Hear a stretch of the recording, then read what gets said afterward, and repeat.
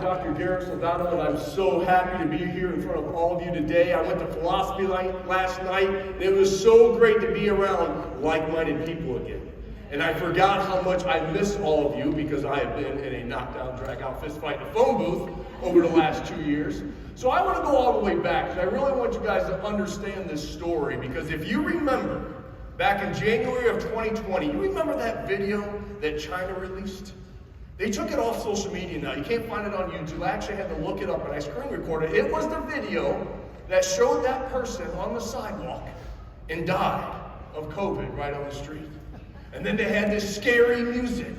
And they started showing images and pictures of people dead in the grocery aisles and people dead on the sidewalks. And then they showed that picture of what I call the astronaut suit, the Tyvek suit, of picking that person up and putting them in the ambulance. And that was played 24/7 for 2 months straight to our society. And what did it do?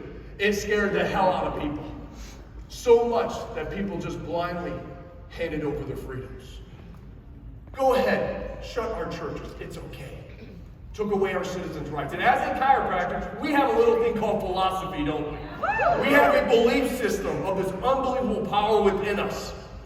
And so as I was watching this unfold, I was like, okay, we don't want to overwhelm the hospitals. That makes sense. But as this started to get worse in April, when she in Michigan started telling us what we could and couldn't buy, she was actually telling us that we couldn't buy paint and mulch because you die of COVID. You could go on a kayak, but you couldn't go on a motorboat because you would die of COVID. And God forbid you touch that gas station pump handle, you would die of COVID. See, like all of you, this was not in my 20-year plan, okay? It was not in my 20-year plan to run for governor. I didn't want anything to do. That's one thing about this experience over the past 2 years, folks. If you want to make God laugh, you tell him your plans, right? And so when she shut down our state on April 9th, when she extended that state of emergency, like everyone in Michigan, I was waiting for someone else to lead this charge. I was waiting for one of our elected officials. I was waiting for someone in a position of authority, somebody in a position of power to actually stand up. And all I heard was crickets. And so I had to do something. So I went on there and I started a Facebook group. You guys saw I had a little beard going on, right? Started that group. I don't even remember what I said. It was a 5-minute, what I call hissy fit video.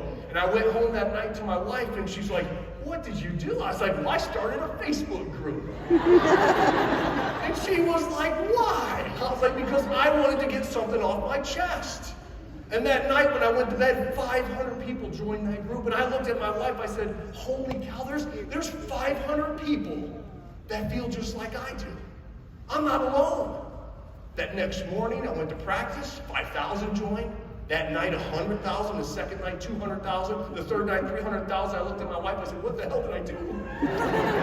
So there was a lot of energy, a lot of passion, a lot of frustration.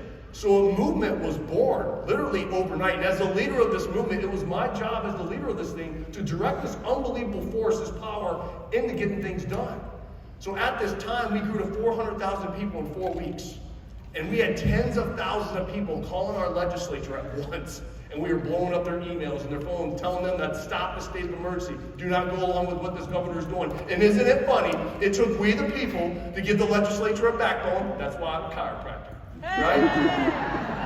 But at this time, the Facebook oligarchs, the deep tech oligarchs, obviously they were shutting down a lot of platforms like we had out there because we were telling the truth that lockdowns are going to do more harm than good. There's a better way of dealing with this. You don't shut down society. You don't have to take away people's constitutional freedoms, sacred values, and citizens' rights. We just do the common sense approaches, right?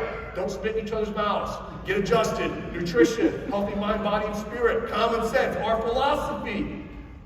And Facebook took us down. We had 400,000 people, so boom, gone. We are the fastest group ever to grow in the history of Facebook. So I co-founded Stand Up Michigan, and we started to hold protests and rallies. Who here is planning a wedding? Raise your hand. There's a few of you in here, right? You usually plan a wedding out for months, don't you? And you're stressed out because you might have 100 to 400 people there, and you're planning.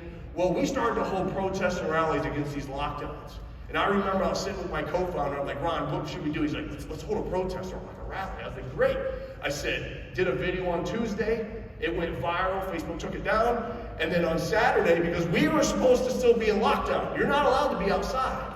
right? So we were doing all this in secret. So we announced on Tuesday, Saturday was going to be the protest rally. It was one of those, beautiful spring Michigan days. Anyone from Michigan, we're tough. We go through 75 seasons, right? But I looked at him, I was like, is anyone going to come? He's like, I don't know. Thousands of people showed up. Thousands. We had people driving all the way from Maine to come experience this little thing called freedom that everyone took for granted. Everyone did. And everybody's out there, they're hugging again, they're high-fiving. A lot of these people have been locked in their houses for months. They had that caution tape on the playground equipment. You remember that? Mm-hmm. And we took that all down so the kids could play again. We felt human. We felt like an American. So that's when I knew we had something special. And so what I did next is I organized and helped spearhead what was called the Citizens Petition. It was called Unlock Michigan. She was going off this law, this 1945 law, and that's what she was using to lock us down. And she was one of the most tyrannical governors in the country with this. And so I got our movement and activated our movement, and we hammered down, and in 80 days, we collected 539,000 signatures. One of the fastest citizens petitions ever been done. And I thought it was done. I thought I was free again because I made a vow to the state of Michigan that I would not quit until we restored the checks and balances and make sure that no governor can ever do this again. And when the Supreme Court ruled in favor of us, I thought I could go back to my practice, be a doctor again. I was excited. I was actually deer hunting with my youngest boy. He was 9 at the time. And the alert came out that we won. And I hit him in the chest. And I was like, I gotta go do a Facebook Live. And he's like, Dad, my deer. We'll get your deer tomorrow, right? Father of the deer. He did get his deer. Because I thought we won. But she's very smart. She's a very intelligent woman. She then weaponized the health department. And she allowed them to do the dirty work with the masks, with the mandates, with the lockdowns. So that's when I knew I had to do something. That's when I knew that I had to stand up and I had to run for some type of office. I didn't know what it was going to be. School board, city council, city commission, state rep. My wife looks at me and she's like, you got to run for governor. I looked at her and said, are you freaking nuts? Because those of you who've been following me, you've seen the attacks. Yeah. Holy cow, they tried to cancel my business. They went after my license. They actually physically destroyed my sign. They destroyed my Google reviews, right? All that just for standing up against the lockdowns. I had to take my kids to undisclosed locations twice because we had a guy on video saying he was going to come down and shotgun me dead in the streets and make my family pay. Imagine that. Having to go and do these things, worrying about my kids playing in the street because of these people. But folks, you have to stand up now. Do you understand? And that's why when I announced that I was running for governor, everyone laughed. They're like, he's just a chiropractor. He's just a guy, he's not even a real doctor. And I said, hold my beer.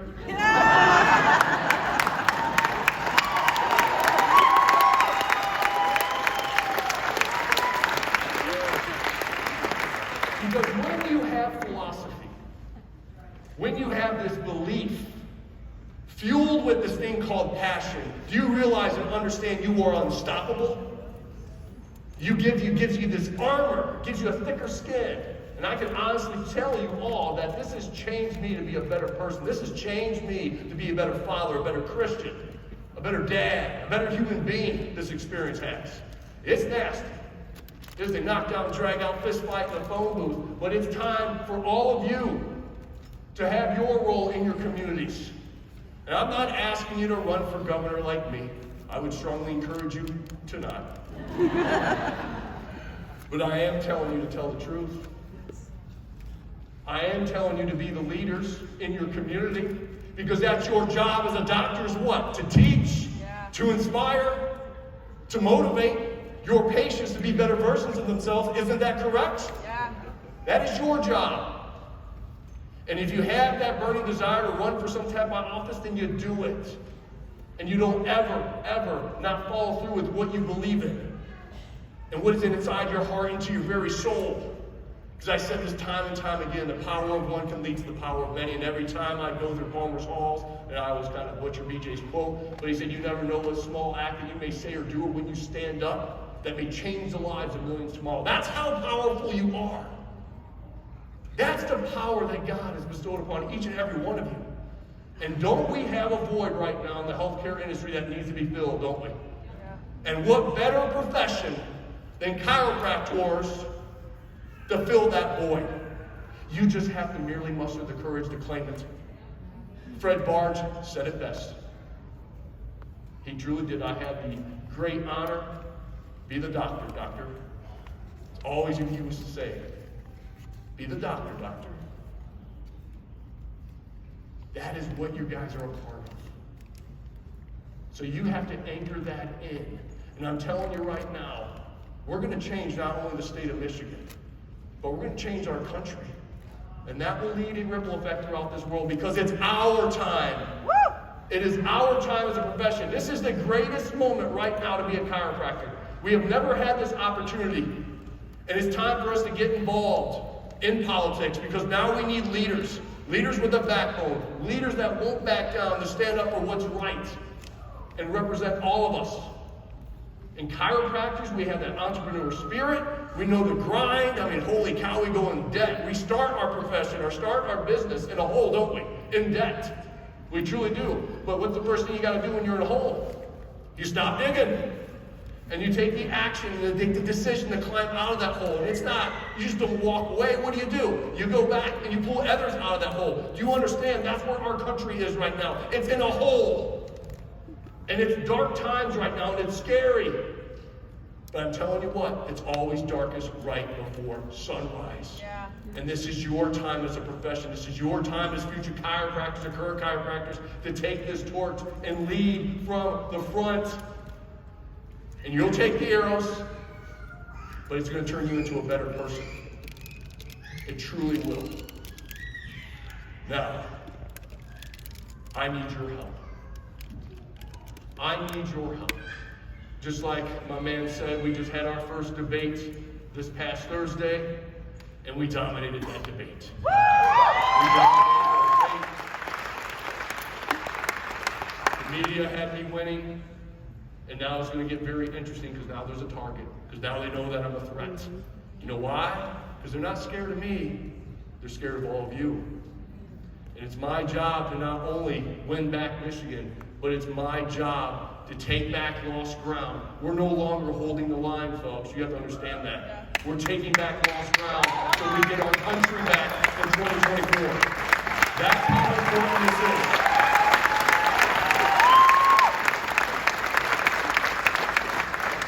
Now I'm just telling the gentleman behind stage, this room right now, you have an opportunity to sway a gubernatorial race. All of you have that power right now. You truly do. And this is my ask of every single one of you. Every clinic in here, I want you to donate one adjustment per week for a year to this vision. That's what I want you to do. You figure out what you make per adjustment, you times that 52, and then please donate that. If you can do 2 adjustments, please do that. If you're a student, $5. Buy me a beer. That's it. Because people always say, I was at this meet and greet in Northeast Michigan, and this woman came up to me, and she's like, Garrett, I have no money. I said, it's okay. She said, no, let me finish. And she's like, I have no money. She's like, but I donate $20 a month to your campaign because I collect cans. Talking about ripping out my heart. Because I come from humble beginnings. A lot of people don't know this. I was raised in a trailer. My mom and dad got married at a very young age. My mom was a school bus driver. When I was 5 years old, she let me be on the dash and she let me do the lights. My generation was tough, big wheel generation. But my dad was in the beginning stages of his military career. And so he went to work all day, and at night he would go to night school, and he was the first person in our family to earn a college degree. See, that did something to me as a little kid, because I saw what it took my parents to carve out a little piece of that American dream. It's called work. It's called a grind. And we have to get out of this mentality that everybody deserves a trophy, right? Hard work works. And for my doctors out there that are already grinding and doing it, and you're carving out your piece of the American dream, we all know how much hard work it takes to become successful. It's not handed to you. And that's why chiropractors were natural born leaders. We are, and it's our time to now get involved in this horrible, evil game called politics. Because if we don't stand up now, we're not going to have anything to stand up for here in the future, folks. So I need your help. If you folks all do that, if you donate that one adjustment per week for a year to me right now, you will sway this election.